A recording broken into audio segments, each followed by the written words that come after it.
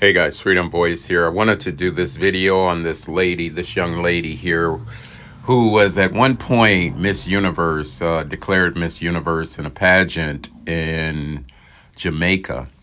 And she is definitely a targeted individual. She is going through the same thing that we all are.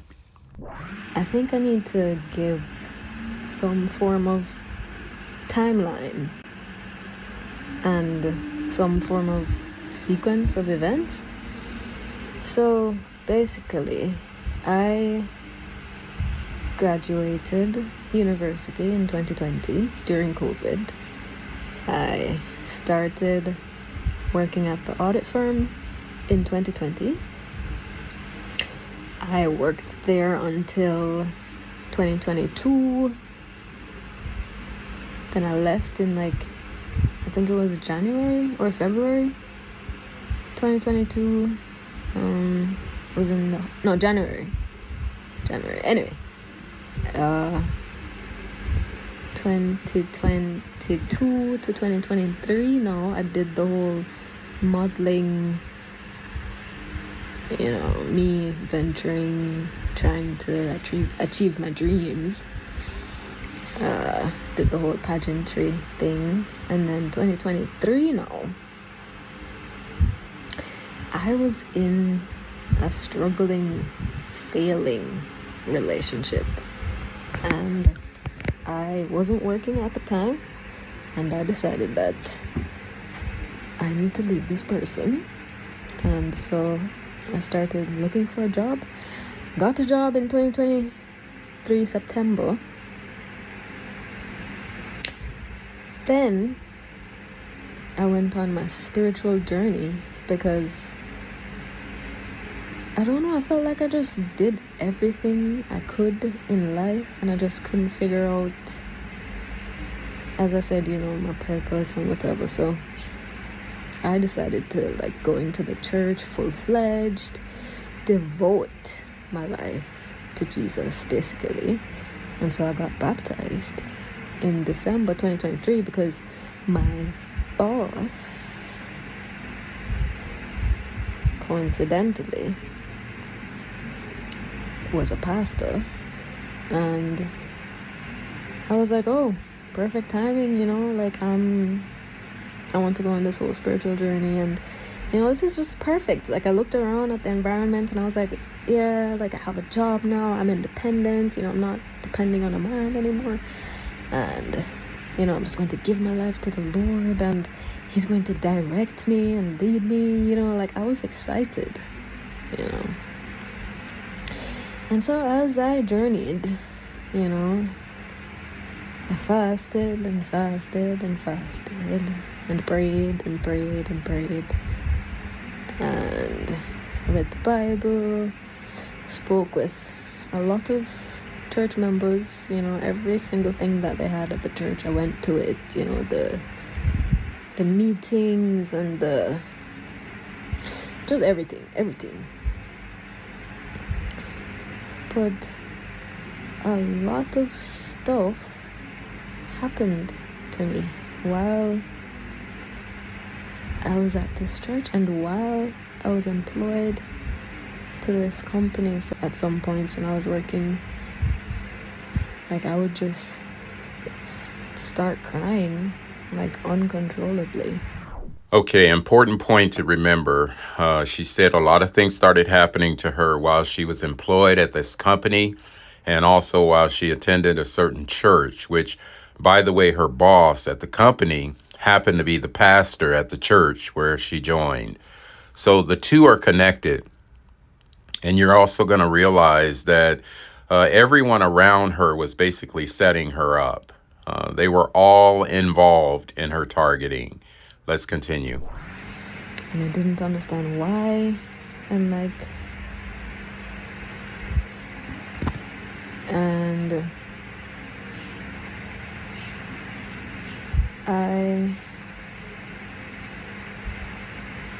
would get sick sometimes, just completely sick, I can't function anymore, and I would just have to go home. At one point I feared this one member in the church like so much. I don't know this man from Adam's, and the fear that overtook me and overwhelmed me, it was astonishing to me. All right, this is a very important point. She's describing or talking about a man that she was very fearful of that she saw in the church. She also talked about how she was crying uncontrollably and she was getting sick. The three are united. The three are connected. The man that she was very fearful of, I believe, was possibly doing witchcraft on her. Her spirits were trying to warn her about that. And then also this man that she was afraid of was also closely connected with her boss. So I believe the two were involved in setting her up and doing witchcraft on her. Now she's going to detail some other important points here in relation to this man that she was fearful of, but keep in mind, this is the beginnings of her spiritual struggle. Let's continue. Because it had no basis, no grounds. Like, there was just this one man in the church, and I was just, like, afraid of him. And so, like, at one point, I went to my boss about it, and I was like, you know what? We're going to face this, like, head on. And, like, I spoke to another one of my church members, and I told them, like, let me talk to this person because I don't know why my spirit is just so much against them. I don't know them. And this just seems like madness. Like, felt like I was losing my mind a little bit because I don't know this man from Adams. But yet still, there was so much fear in me.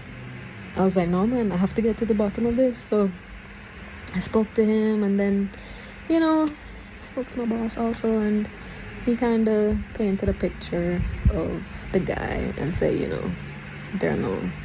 based on his experience, there has been no skeletons in the closet. And, I guess I heard him out, and I was like, all right, see, I don't understand why I had so much fear towards this man, but it's fine. Like, it's fine now because, the air is cleared and everything's fine. And, I've been working and putting in the hours diligently, especially during tax season, and, some occurrences like happened that I don't really understand. Almost like I would get injured, but injured in a way that was just weird. Like my toe almost got completely ripped off. Like one time, man. Like, I don't want to sound too suspicious or too much like a conspiracy theorist, but like my ex, the same guy that I was with, and like the relationship was failing, he's very, what would you say, vindictive. And boy, like, he seems like the type that would do literally any single thing to not lose in life. Like,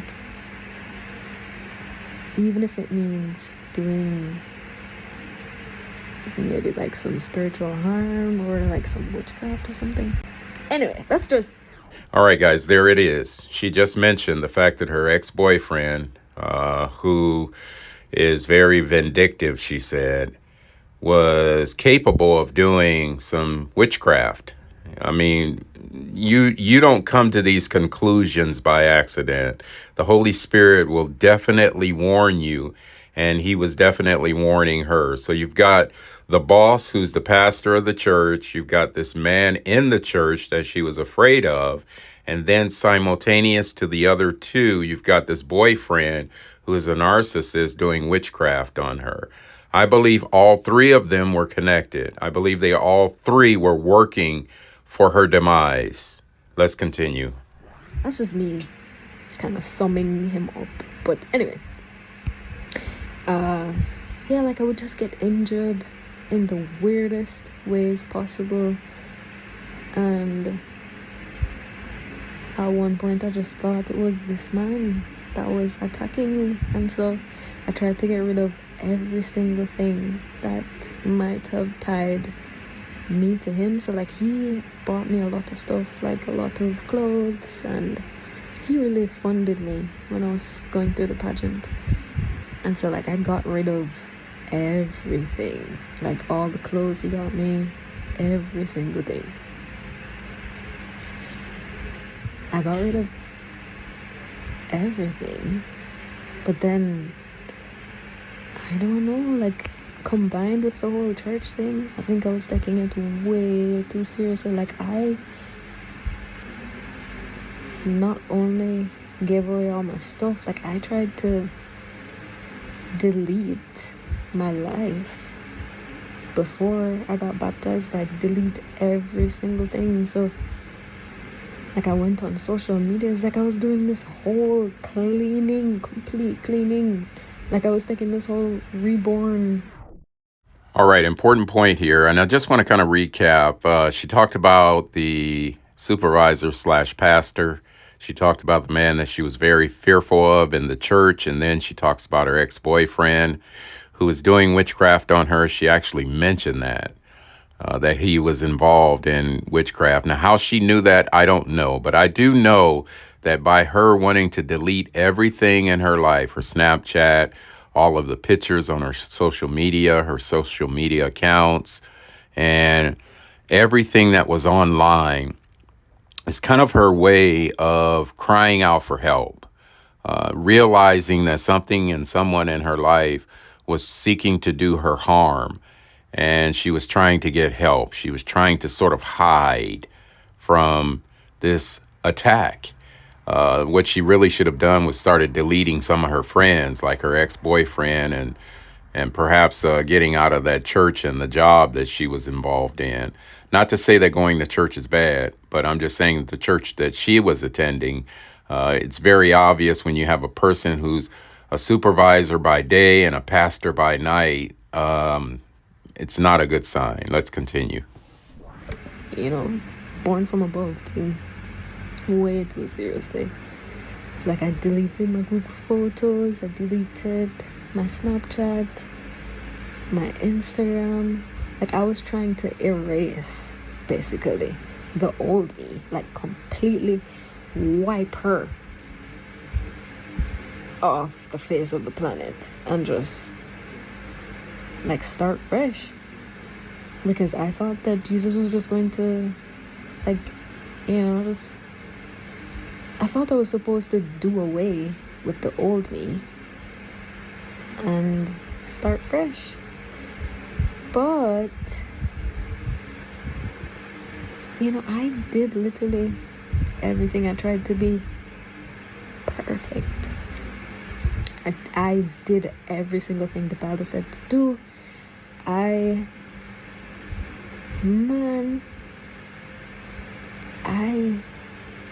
did it all. And then,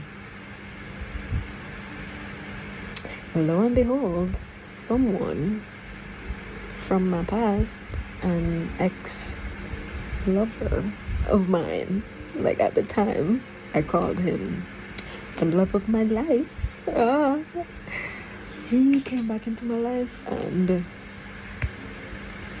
honestly, I thought it was God, like, calling him to me and like finally bringing us together. And I thought we were going to get married and just have children and live happily ever after. But that was the furthest thing from the truth. Like, this man came back into my life and treated me so badly, and I was abstaining, because the Bible says you shouldn't, no sex before marriage. Like, I was abstaining the entire time from I got baptized. Even from before I got baptized, I was like, you know what, I'm going to do this for the Lord.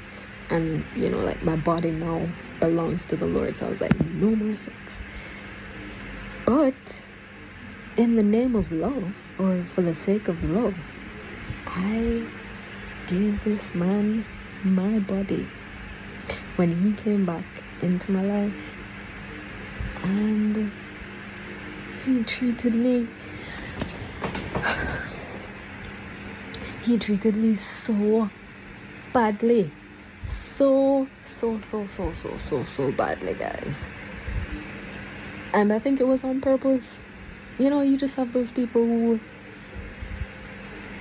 honestly, maybe he just has his own issues that I have nothing to deal with, like I have nothing to do with, and maybe he just has his own issues. But I could not believe the treatment that I got from this man, and I didn't deserve it, because I loved him, guys. Like, I loved this man with all my heart. Like, man, I don't even want to get into the whole story of me and him, but I never stopped loving him. Like, I would sit at work and like write love letters. Oh Jesus, oh boy, man, I loved this man with all my heart, and he just didn't care about me. He didn't love me. I don't know what it was. But anyways, that man came back into my life, and he basically gave me a reality check that, you know, life is not perfect, and I'm not perfect, and I will never be perfect. So it's almost like I was going on this good path, you know. I was all for Jesus, and I was trying to be perfect, but then, you know, ended up, you know, back into fornication, and man, I slipped and I slid, because I ended up smoking weed again, like listening to dancehall, every single thing that I did before I went into the church. Like, I started doing it again. Okay, listen to what she's saying, guys. If you're a targeted individual, take note to what she's saying. She talks about how she slipped back into her old lifestyle of fornicating, smoking weed, going to the dance hall, and just doing everything that she did in her past before she got baptized. You'll notice that, again, you notice her eyes, and when she's talking, her eyes dilate. You know, I have my thoughts about it, but I'm not going to say here. But she's obviously going through a spiritual struggle. Now, the boyfriend that came back into her life was nothing but the devil himself. He was actually destroying her. And she was so young and so naive that she didn't realize that it was her boyfriend. She was thinking that they were going to get married, that God sent him back into her life, and they were going to get married and have children and live happily ever after. But that was the furthest from the truth. That was what the devil wanted her to believe. That young man that came back into her life was definitely doing witchcraft on her. But again, I don't discount the pastor. I don't discount the other guy in the church that she was afraid of.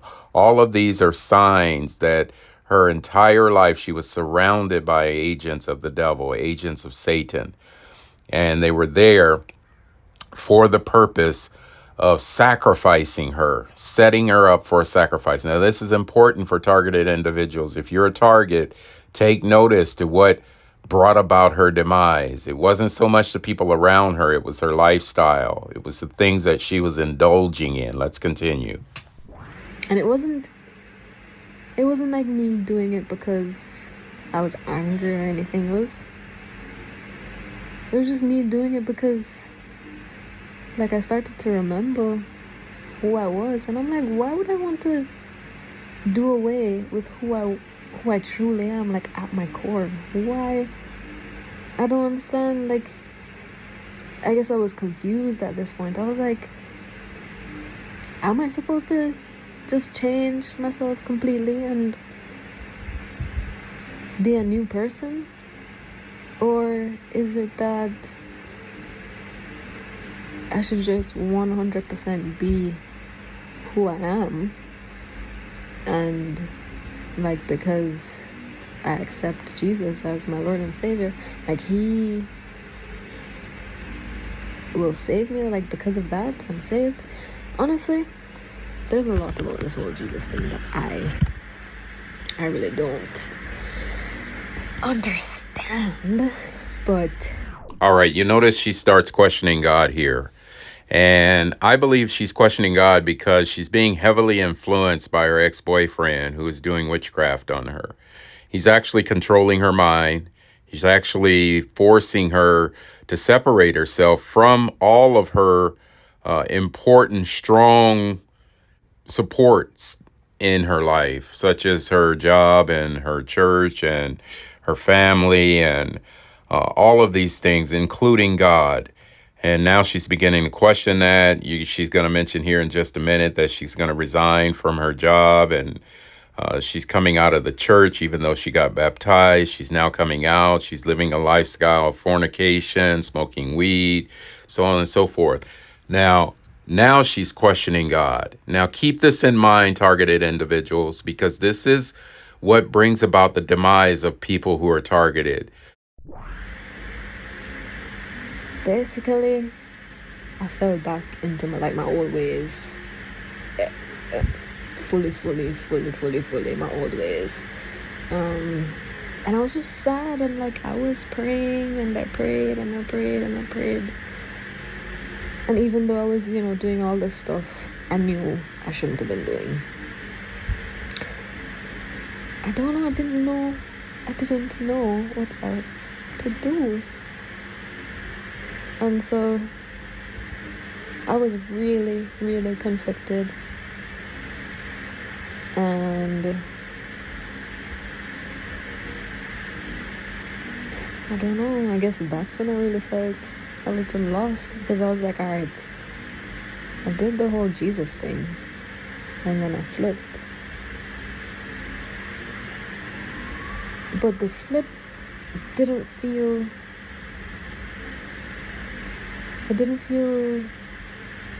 like I was supposed to go back to trying to be perfect. It felt like it was a reality check for me, like to bring me back down to reality and let me realize that I was taking, the whole church thing way too seriously. Now, this is how the enemy works. This is how the devil works on the mind. You can see that she's now starting to blame the church. She's blaming God. This is how he bewitches the mind. He's obviously influencing her through her ex-boyfriend that came back into her life. The boyfriend's doing witchcraft on her, and he's influencing her mind and causing her to believe that the church is the problem. God is the problem. Her job is the problem. So again, she's going to mention here in just a minute that she's going to try to resign, or she is going to resign from her job. And she came out of the church. She's falling back into her old ways. All of this is a setup to force her to a point to where she can commit suicide. Now, keep in mind, these people are all sacrificing her. This is part of a spiritual ritual that's taking place of people around her who are connected to the occult, connected to demons. And they are getting her to do what they want to do. In other words, they are influencing her mind to carry out her own demise against herself without her really even knowing what's going on. She realizes that something's wrong, but she doesn't know that it's the people around her, particularly her ex-boyfriend. That's what I think. I don't even know. So anyway,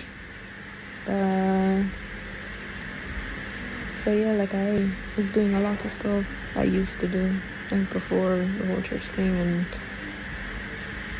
and then there was a lot of back and forth with the original guy. Like, he just wouldn't let me go. I mean, I had an attachment to him. A bit of an unhealthy attachment. I feel like the story is just going all over the place. But,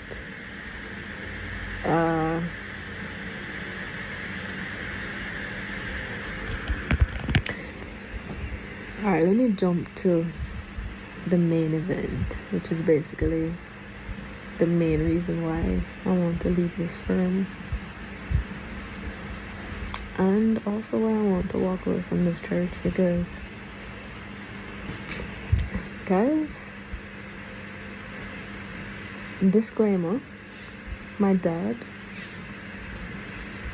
was a Freemason. He passed away in 2017, but he was a Freemason, and I don't know if the events that have been happening recently have anything to do with that, but... All right, this point that she mentioned here about her dad being a Freemason definitely connects her to the targeted individual program. She is obviously being set up by everyone around her. Her boss and her supervisor are the same person.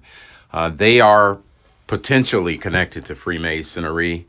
The guy that she was afraid of in the church, potentially he was connected also.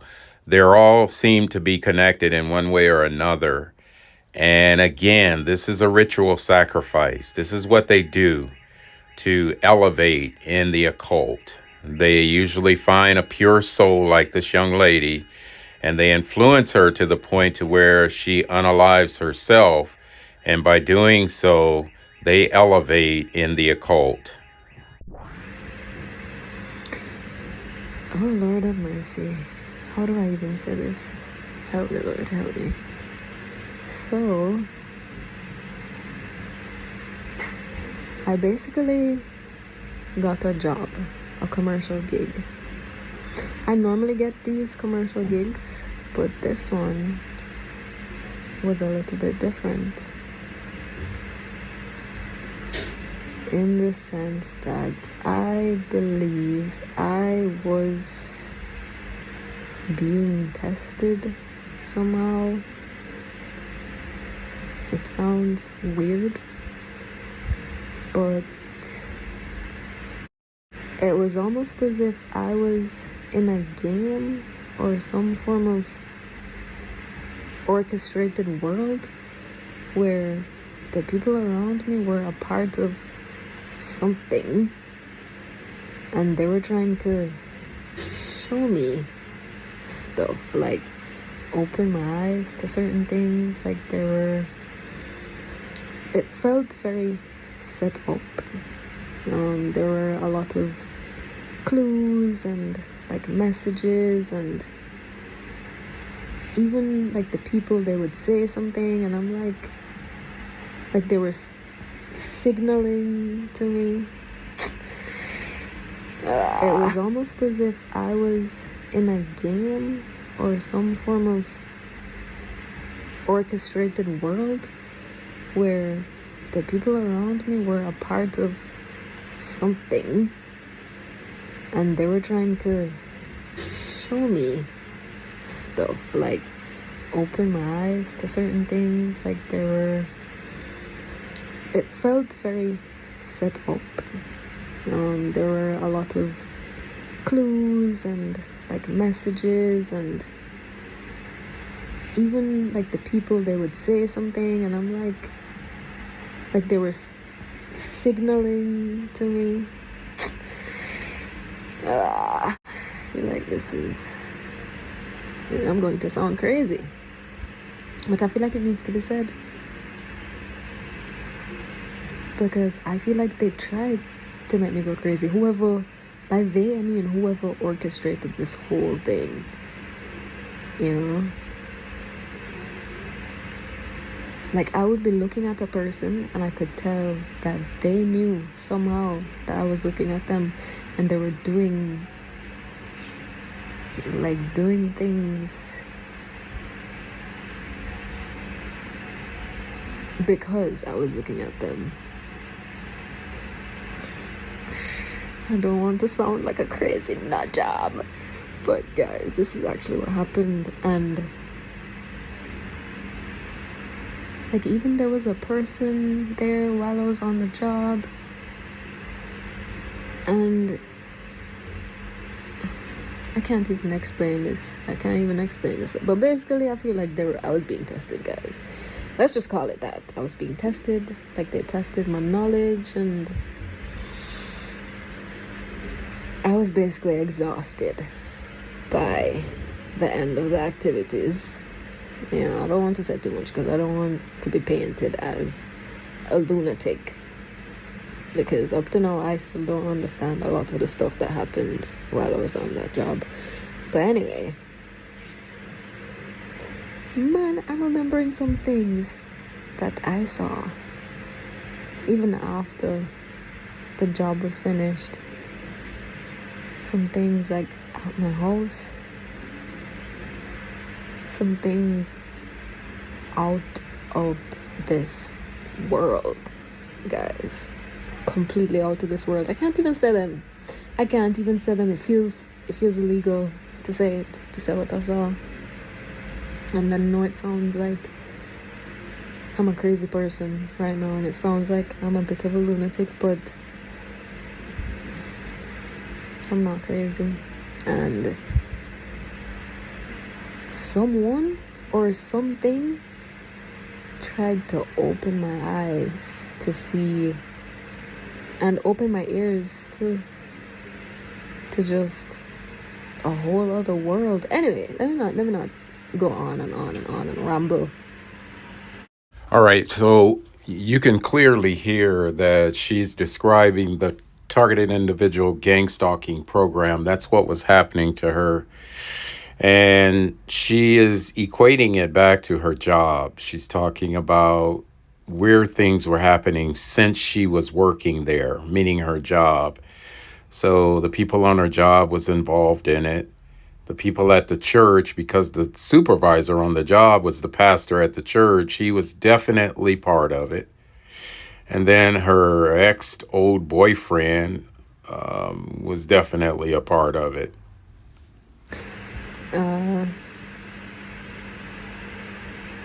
Well, basically, after I got this job, I was really, really sleep deprived. I got home at like after 3 in the morning, and I didn't get much sleep, and then I got up, went to work. So I was already in a state of mind. And guys, I'm just going to say exactly what happened. I felt compelled when I was at work to get up out of my office and go on this treasure hunt at my office. Like, I don't know if it was sorcery or witchcraft, or maybe I really was just losing it briefly. Like my psychiatrist says, it was psychosis. But basically, I went out of the office and I was looking at these signs, and it's almost like it was telling me where to go. So like I would go upstairs, and then I'd talk to this person, and then I'd go downstairs and I'd talk to another person. It's just pure madness. Anyway, and again, you know, like the people that were at my office or that were in the building, it seems as if they were a part of it, because like I would go to one room and they would be like talking to me, and then I'd get a clue from them as to where to go next, and it's almost like they were helping to direct me. I don't know what it was, guys. This sounds like pure madness. And then there were like some items like hidden all over the building, and I don't know what it was, but I just found them. Like, for example, on top of the roof, or is it the roof? Yeah. There were like some hidden ping pong balls, and there was a ping pong table. Like, I took up the balls and I put them in the room. Boy. And then at the end of it, there was like a helicopter like circling.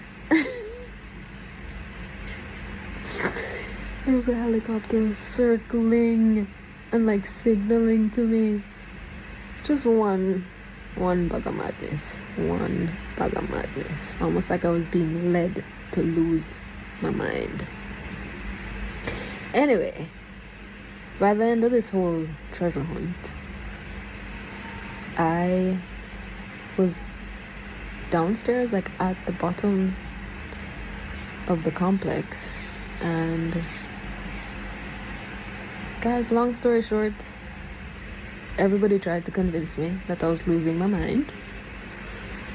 And they were like, oh, Tyra, you're not well. And this one guy that works like in the complex, in the office beside me, he was like, oh, Tyra, you should come with me and like let me take you home or whatever, like you're clearly not well. And I was like, no, I don't want to go with you, go away. And then somehow my family ended up at my workplace. Who called them? I don't know. My family was there and they were like, Tyra, you're not well, come with us, like come with us. And I was like, what? Like, how did you even get here? No, like, I don't want to come with you. I don't understand. None of this is making any sense to me. And like, I knew the whole church crap, it wasn't making any sense to me either, but I don't know if it's a spell or what, but I felt like I had to just go through it. All right, so listen up, guys. What she's describing is what's called a spiritual hex or a spell, just like she said. The people that were doing witchcraft around her ex-boyfriend, also co-workers, and maybe even people at the church, maybe even the family members, they were all working together. They were doing witchcraft on her to get her to question her reality, get her to sort of appear as though she's mentally ill and convince herself that she's mentally ill. And this would be the tactic that would actually get her committed to a hospital, to a psych ward. And it was all downhill from here. But I want to point out later on in the video here, I want to point out how this happened. The reason why they were able to put the hex on her was because she was just living a life of fornicating, smoking weed, and she was actually on OnlyFans as well. She's an OF model, and she's going to talk about that here in just a minute. Let's continue. There was no way around it but to just go through it and see where I ended up, basically. So anyway, by this time it was like night and my family was there and they were like, come with us. And I was like, no. And so I was sitting there in the building and I was like, you know what? I'm going to leave on my own accord because these people are all acting weird and they're all trying to convince me that I am out of my mind. So I tried to leave. They all prevented me from leaving. So like, this is where most of the confusion was, because I was like talking to them. I was like, so why are you guys preventing me from leaving? I don't understand. Like, you guys were just saying, come with us. And now that I'm trying to leave, you're preventing me from leaving. Guys, I tried to leave that building. I had to fight. Literally physical fight. And they were preventing me from leaving. At one point, I screamed out my lungs. And nobody came to my rescue. Like, that's when I was like, oh, this looks like a setup. Like it was set up this way. I don't know. Anyway, I fought and I realized there was like 5 people, holding me back, saying, no, we can't let you leave. So I stopped fighting because I was like, I can't, bro, I'm not Samson. Like, I can't fight you guys. So I stopped fighting. And then, because I know I'm fast, bro, I sprinted. It's like they turned their back or they stopped, wrestling with me for a little bit. And I sprinted and I tried to jump over the gate. And I reached like on top of the gate. And they held me. They grabbed me. Like pinned me to the gate. And they were like, Tyra, you're not leaving. And while I was on top of that gate, a car pulled up, like, right in front of the gate. Because the gate was, like, closed. So I was trying to, like, jump over it. And the car pulled up right in front of the gate. As if to say, even if I do make it over the gate, like, he was going to prevent me from leaving. Guys, I don't know what the hell this was. But I just realized I just had to see it through to the end. Then, so they got me down off of the gate, and I realized that this might be like a real setup. Anyways, someone called the police, and I was like, you guys are holding me against my will. Like, at this point I stopped like trying to fight back. I stopped trying to get free. I was just like, do you guys have a warrant for my arrest? Like why is the police here? I don't understand. And then they were like, no, Tyra, we have to take you away. And I was like, all right. And so I went in the police car. My family went with me. And they took me to the University of the Hospital of the West Indies. And they chained me, strapped me to a bed. Guys, as if I was restraining, or as if I was resisting. I wasn't resisting, but they strapped me to a bed. And boy, I can't even say what I saw in the hospital. I can't even say it. It's too much. It's too much for the average person's mind. Like, you guys, you wouldn't understand it. You wouldn't be able to comprehend basically what the hell I went through while I was at that hospital. Anyway, so I was there for like 3 days.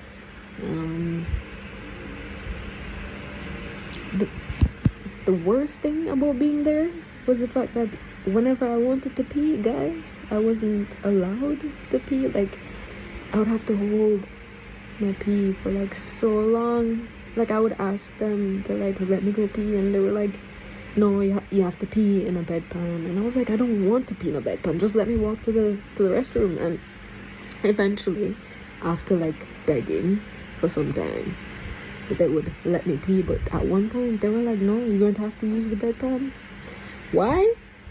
I don't know. I have no idea. Anyway,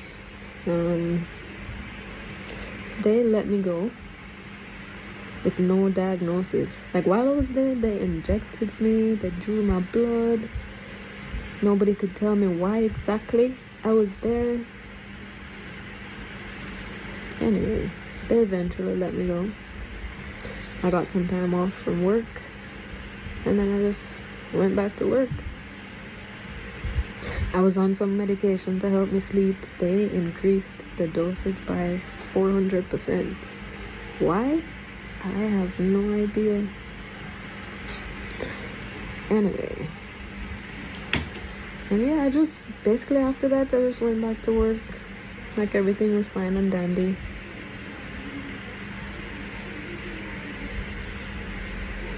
That's not even half of the story, guys. That's not even half of the story.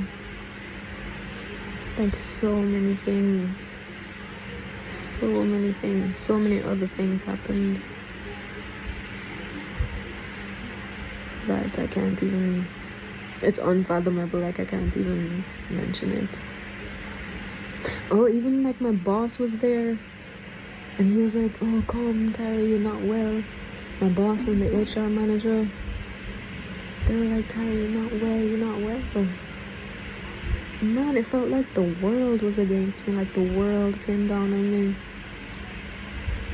And up to now, I still don't understand it. Was it an attempt to drive me insane? And if it was, orchestrated by who? Like, I don't understand. And so that's like the main event that happened that really makes me want to leave this place and find some other way. But every time I try with a 9-to-5 job, I always end up at the same place. I end up just not wanting to do the work after a while, and I end up depressed and end up wanting to quit. Like, it's the same cycle all over again each time. I feel stuck. and trapped.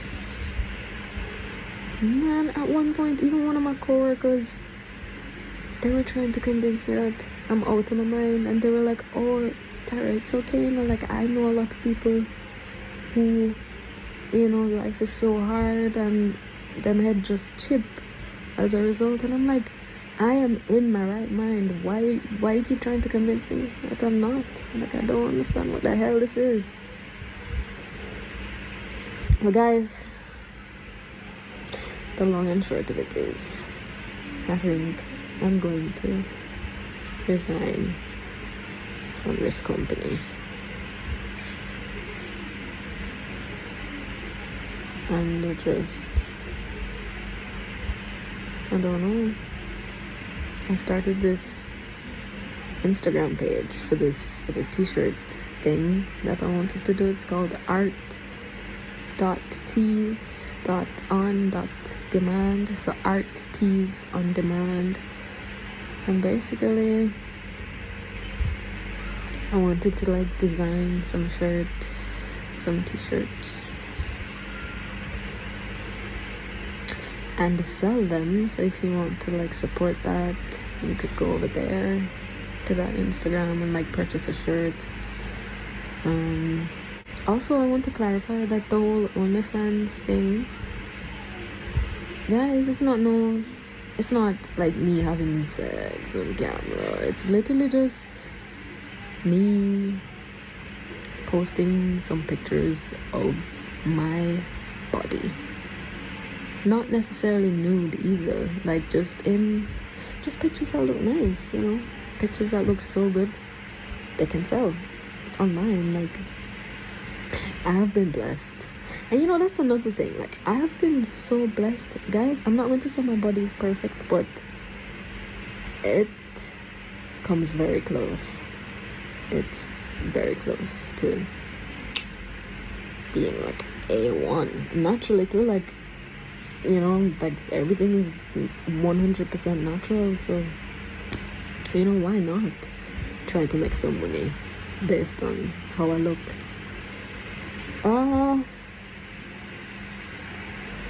Yeah, so it's not too degrading for the critics out there. Yeah, that's basically my life right now. And I think I'm going to resign.